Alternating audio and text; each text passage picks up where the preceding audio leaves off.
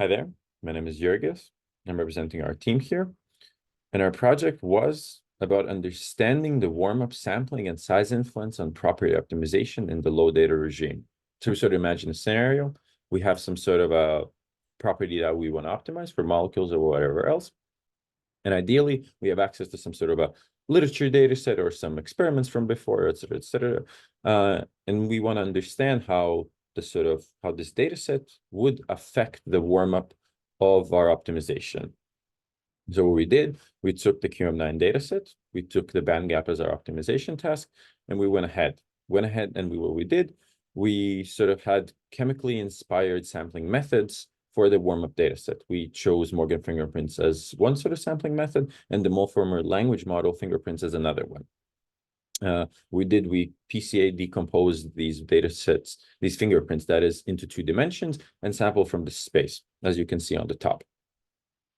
And we sort of performed experiments to see how the warm-up data set size influences our results that you can see in these sort of bottom left and bottom center images. But sort of most interestingly, what we found was comparing the at a constant data regime, how the different fingerprinting methods compared. And we compared specifically at 50 data points, the Morgan fingerprints and the Mulformer fingerprints, and we really saw how the Mulformer fingerprints heavily outperform the Morgan fingerprints, which sort of gives us like a nice little intuition how having a pre-trained model on this sort of large chemical space can improve, or potentially at least improve, our model optimization rate.